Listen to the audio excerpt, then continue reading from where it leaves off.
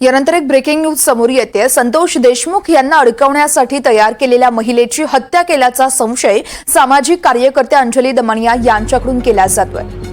देशमुख प्रकरणामध्ये चौकशी केलेल्या महिलेची हत्या झाली का असा सवाल या निमित्ताने उपस्थित होतोय, कारण अंजली दमनिया यांच्याकडूनच हा दावा केला जातोय। संतोष देशमुख यांना अडकवण्यासाठी या महिलेची खरं तर माहिती होती, या महिलेकडून माहिती देण्यात आली होती। अंजली दमनिया यांनी नेमकं काय ट्विट केलं आपण ते पाहूयात। देशमुखांवर अनैतिक आरोप करण्यासाठी तयार असलेल्या महिलेचा मृतदेह आढळला आहे। धाराशिवच्या कळंबमध्ये हा मृतदेह आढळल्याची माहिती आहे।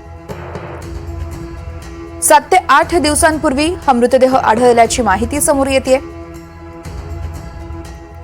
अंजली दमनिया यांनी हे ट्विट केलं आहे। आपण पाहतो या प्रकरणामध्ये खरं तर एका महिलेला अडकवण्याचा देखील प्रयत्न केला जात होता आणि त्याच अनुषंगाने अंजली दमनिया यांचे हे ट्विट अतिशय महत्त्वाचं आहे। या संदर्भात ओंकार कुलकर्णी आपल्याला अधिक माहिती देत आहेत। ओंकार, नेमकं काय घडलं आहे? अंजली दमनिया यांचा जो दावा आहे या संदर्भात बीडमध्ये नेमक्या खरंच काय घडामोडी घडतात ते आपल्या प्रेक्षकांना सांगा। वर्षा, जर पाहिलं तर संतोष देशमुख यांची हत्या झालेल्या दिवशी कुठेतरी ज्यावेळी संतोष देशमुखांची हत्या झाली तेव्हा तो मृतदेह जो आहे तो केज येथील हॉस्पिटलकडे न नेता तो मृतदेह कळंबच्या दिशेने आणला जात असल्याचा आरोप जो आहे तो गेल्या काही दिवसांपूर्वीच गावकऱ्यांनी केला होता।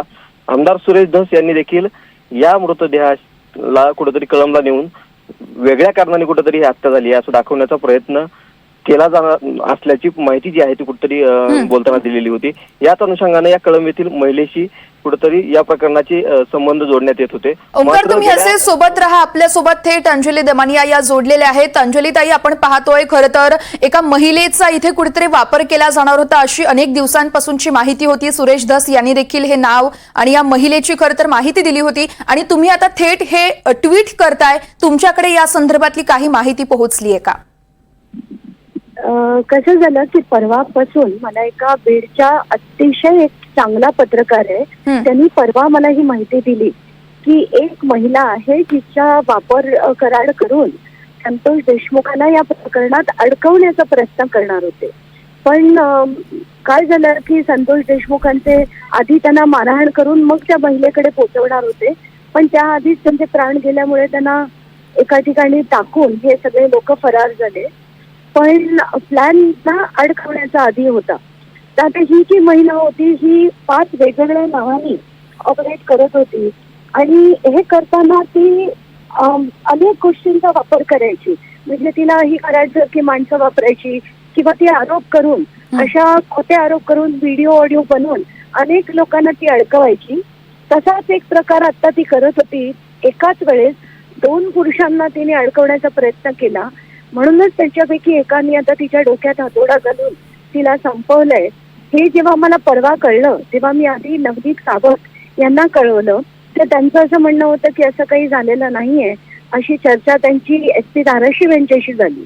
मग मी त्यांचा नंबर घेऊन आज त्यांच्याशी बोलले, तर ऍट लेंथ बोलल्यावर कळलं की ती महिला जी आहे मनीषा बिडवे नावाची, ती कन्फर्म झालंय की तिचीच हत्या झाली आहे आणि 6-7 दिवसापूर्वी ही हत्या होऊन आणि तिचा मृतदेह जो आहे तो तिच्या घरीच होता।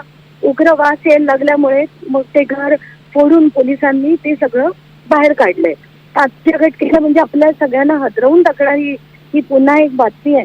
कारण अशा जर महिला असा सगळा वापर करत असतील आणि लोकांना अडकवत असतील, तर अशा ज्या महिला आहेत ज्यांनी असे रिपीट लोकांना केलेत तर चौकशी करून त्यांच्यावर कारवाई होणं खरं गरजेचं आहे। कारण कुठेतरी मला असं वाटतं की हे सगळं खूप घाण होत चाललंय आणि थांबलं पाहिजे कसं तरी करून। निश्चितच, त्यामुळे आता पोलिसांकडून पुढे कसा तपास केला जातोय हे पाहणं अतिशय महत्त्वाचं असेल। अंजली ताई, खूप खूप धन्यवाद दिलेल्या माहितीसाठी।